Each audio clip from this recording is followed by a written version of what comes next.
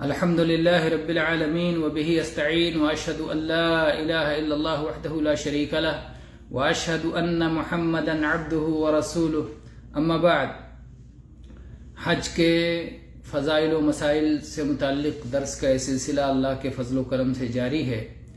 آج انشاءاللہ ہم حج کی مشروعیت، اس کی اہمیت، اس کے شرعی حکم اور اس کے مقام و مرتبہ سے متعلق بات کریں گے۔ یہ بات معلوم ہے کہ حج اسلام کے 5 بنیادی ارکان میں سے ایک اہم رکن ہے اور ایک اسلام کا فریضہ ہے۔ سورہ آل عمران کی آیت نمبر 97 میں اللہ تعالیٰ نے ارشاد فرمایا، وَلِلَّهِ عَلَى النَّاسِ حِجُّ الْبَيْتِ مَنِ اسْتَطَاعَ إِلَيْهِ سَبِيلًا وَمَنْ كَفَرَ فَإِنَّ اللَّهَ غَنِيٌّ عَنِ الْعَالَمِينَ، اور لوگوں پر اللہ کی خاطر اللہ کے گھر کا حج کرنا ضروری ہے، جو وہاں تک راہ پا سکتے ہیں، جو وہاں تک پہنچنے کی طاقت رکھتے ہیں، اور جو لوگ انکار کر دیں، حج کرنے سے انکار کر دیں، حج کی فرضیت کا انکار کر دیں، تو اللہ تعالیٰ سارے جہانوں سے بے نیاز ہے۔ یہ بات معلوم رہے کہ اللہ کو کسی کی کوئی حاجت نہیں ہے، بلکہ لوگ اللہ کے حاجت مند ہیں، اللہ کے محتاج ہیں۔ اور حدیث میں عبداللہ ابن عمر رضی اللہ عنہما کی معروف حدیث، جو صحیح بخاری میں 8 نمبر پر اور صحیح مسلم میں 16 نمبر پر آئی ہے، کہتے ہیں، میں نے رسول اللہ صلی اللہ علیہ وسلم کو فرماتے ہوئے سنا، بنی الاسلام علی 5، شہادت اللہ الہ الا اللہ وان محمدا عبدہ ورسولہ واقام الصلاة وایتاء الزکاة وحج البیت وصوم رمضان۔ اسلام کی بنیاد 5 باتوں پر ہے۔ اس بات کی گواہی دینا کہ اللہ کے سوا کوئی معبود برحق نہیں، اور یہ کہ محمد صلی اللہ علیہ وسلم اللہ کے بندے اور اللہ کے رسول ہیں، صلاۃ قائم کرنا، زکوٰۃ ادا کرنا، بیت اللہ کا حج کرنا اور رمضان کا صوم رکھنا۔ کتاب و سنت کے یہ واضح دلائل آپ کے سامنے،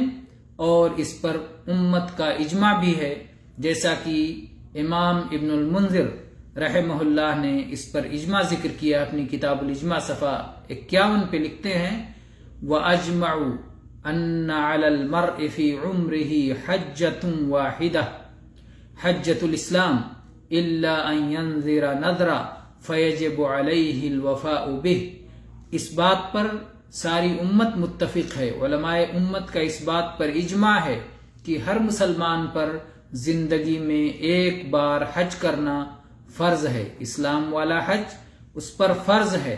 ہاں، اگر کوئی منت مان لے تو منت پورا کرنا اس پر لازم ہو جائے گا، یعنی حج ایک ہی بار فرض ہے، یہ اسلام کی طرف سے رکن کی حیثیت سے۔ لیکن اگر کوئی شخص منت مان لیتا ہے تو منت ماننے کی وجہ سے وہ فرض ہو جاتا ہے، وہ الگ ہے مسئلہ۔ اسی طرح سے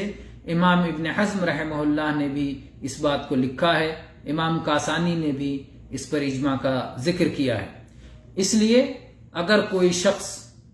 حج کی فرضیت کا انکار کرتا ہے کہ حج فرض نہیں ہے،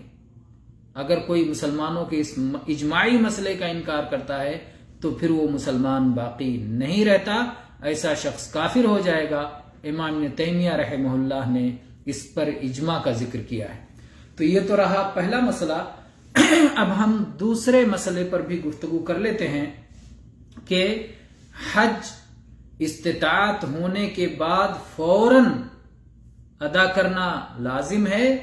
یا استطاعت کے بعد ہم اسے مؤخر کر سکتے ہیں۔ اس سلسلے میں صحیح بات یہ ہے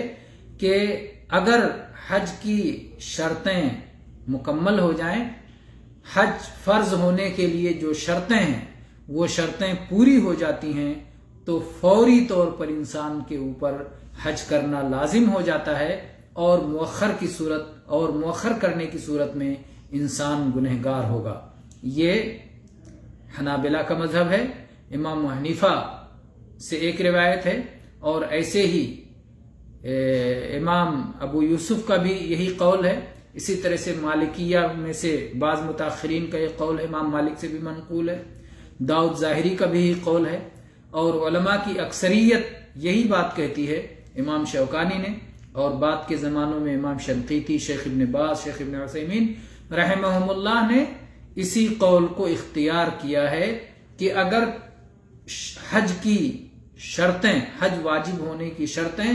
پوری ہو جاتی ہیں تو پھر فوری طور پر حج ادا کرنا لازم ہے، اور تاخیر کرنے کی صورت میں انسان گنہگار ہوگا۔ اس کے دلائل کیا ہیں؟ اس کی دلیل ایک تو وہی آیت سورہ آل عمران کی آیت نمبر 97، جس میں اللہ تعالیٰ نے فرمایا وَلِلَّهِ عَلَى النَّاسِ حِجُّ الْبَيْتِ مَنِ اسْتَطَاعَ إِلَيْهِ سَبِيلًا، لوگوں پر اللہ کے گھر کا حج کرنا اللہ کی خاطر ضروری ہے جو وہاں تک پہنچ سکتا ہے۔ تو یہ ظاہر ہے حکم ہے، اور حکم فوراً عمل کرنے کے لیے ہوتا ہے۔ اسی طرح سے سورہ بقرہ کی آیت نمبر 148 میں اللہ تعالیٰ نے فرمایا فَاسْتَبِقُوا الْخَيْرَاتِ، نیک کاموں میں آگے بڑھ کر کے مقابلہ کرو، جلد سے جلد کرو۔ اسی طرح سے سورہ آل عمران کی آیت نمبر 133 میں اللہ تعالیٰ نے فرمایا وَسَارِعُوا إِلَى مَغْفِرَةٍ مِّن رَبِّكُمْ وَجَنَّةٍ عَرْضُهَا السَّمَاوَاتُ وَالْأَرْضُ، کہ اپنے رب کی بخشش کی طرف، اپنے رب کی بخشش حاصل کرنے کے لیے